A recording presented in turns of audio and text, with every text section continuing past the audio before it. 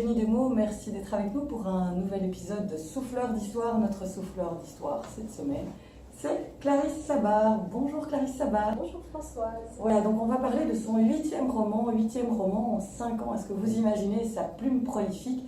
8 romans feel good pour nous aider à nous sentir bien, à nous sentir reliés, de bonne humeur. Son dernier roman, Et nous danserons sous les flocons. On est dans l'automne, on va entrer dans l'hiver, donc c'est le moment idéal pour le découvrir. Voilà, c'est un roman qui va nous parler de Valentine, Philippe, de leur fils Jules, de Alain et Rémi, parce que Valentine, dès le départ, va se faire un petit peu larguer comme une vieille sucette par son mari, qui lui dit simplement « refais ta vie parce que moi je refais la mienne avec quelqu'un ». Et donc Valentine, mise au pied du mur, va refaire sa vie en s'établissant ailleurs et en reprenant son métier d'institutrice. Tout à fait. Valentine, elle va retourner à la montagne, dans le village de son enfance.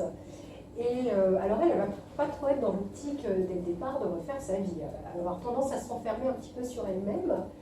Et c'est sa mère qui a tendance un petit peu à se mêler de tout, qui va lui dire « écoute, retrouve une vie sociale quand même, il faudrait que tu fasses des rencontres, et pas qu'amicales ». Donc Valentine va un petit peu réapprendre à se reconstruire parce qu'elle s'était complètement oubliée finalement dans son mariage. Et elle va au passage découvrir des secrets de famille. C'est ça. Alors elle est proche de ses parents, elle est proche géographiquement de ses parents, donc elle en est proche également, puisqu'elle les voit plus souvent, émotionnellement. Et il y a ces deux jumelles, ces deux sœurs jumelles qui ne s'entendent plus. Et on va essayer de comprendre pourquoi elles ne s'entendent plus et elle va espérer pouvoir réunir toute la famille pour Noël. C'est ça, c'est un petit peu son challenge à Valentine. Elle a une de ses sœurs qui vit à New York, l'autre à Grenoble, donc elles se sont complètement éloignées l'une de l'autre.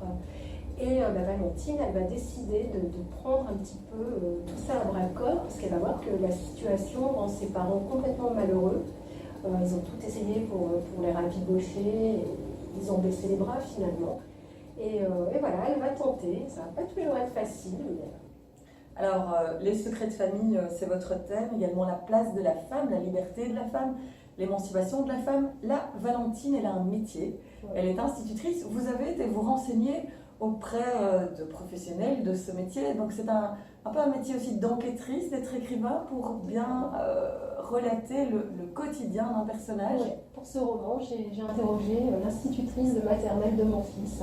Je lui ai dit, est-ce que je peux vous poser quelques questions?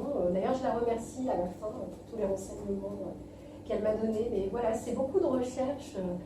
Enfin, moi, c'est une phase que j'aime aussi, parce qu'on apprend en fait. Moi, quand j'écris, j'aime bien apprendre.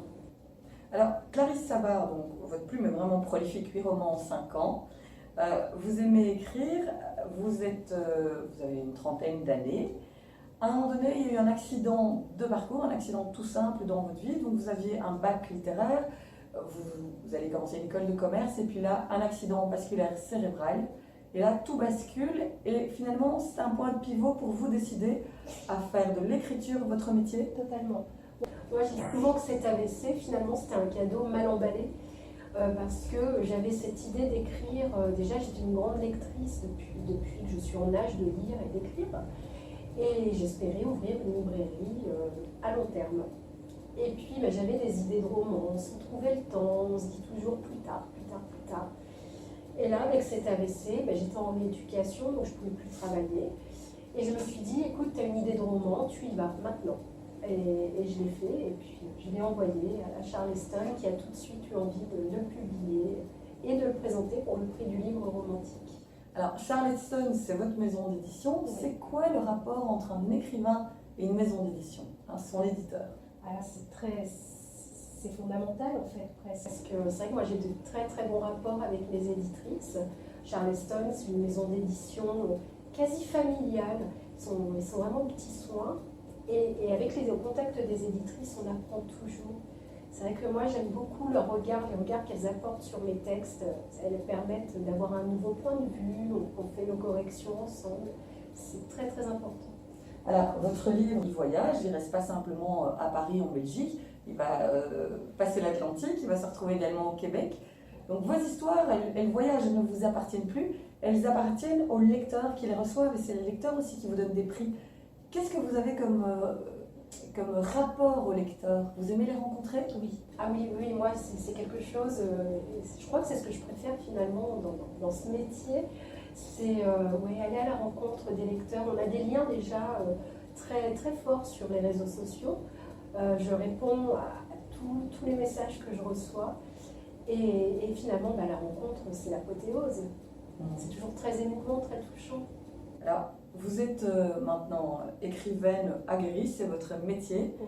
Quelle est la réalité d'un écrivain? Il y a des écrivains qui écrivent le soir, des écrivaines qui écrivent à l'aube. Quelle est votre réalité à vous, Clarisse Sabat, dans votre métier d'écrivain? Alors moi, ma réalité, c'est que j'écris quand mon fils est à l'école. Tout simplement, je le dépose le matin et je me mets directement. Je me prépare une petite dose de caféine, du chocolat et j'écris. Et comment vous viennent les histoires et comment vous parlent les personnages pour faire évoluer l'histoire? Ah, ça, j'ai envie de dire que ça fuse. C'est les histoires en fait, je suis très observatrice, donc je regarde, j'écoute, j'ai les oreilles qui traînent un petit peu partout. Et finalement, c'est plein de petites choses qui vont me donner l'inspiration. Je me balade beaucoup aussi, j'aime découvrir des petits coins de nature, des villages. Et voilà, tout ça mis bout à bout, ça donne des romans. Et les personnages, une fois qu'ils sont là, ils ne me lâchent plus en fait. Donc il faut que j'écrive leur histoire. Donc, vous écrivez, l'écriture occupe une grande partie du quotidien, une fois le roman terminé. C'est toujours un peu fou d'accepter de le confier à de nouvelles mains. Et pourtant, s'il prend son envol, c'est bien grâce à ces gens qui le portent, qui comprennent mes personnages, qui vibrent avec mes histoires. Et je tiens à remercier avec une infinie gratitude les libraires, les blogueurs, les instagrammeurs, les bibliothécaires, les équipes commerciales, et bien sûr vous, mes chers lecteurs, pour ces échanges quotidiens, cet enthousiasme avec lequel vous faites vivre mes romans. Beaucoup de personnes autour de la promotion des romans. C'est des centaines de personnes, une fois le manuscrit remis, c'est comme une petite ruche en fait. Et ouais, c'est toujours, au départ c'est impressionnant, et puis en fait j'en reviens toujours pas de voir vraiment toutes ces personnes qui portent le roman une fois que je leur ai confié.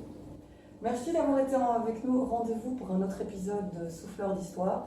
Notre souffleur d'histoire cette semaine, c'était Clarisse Sabat pour son 8e roman, 8 en 5 ans, Sa plume est prolifique.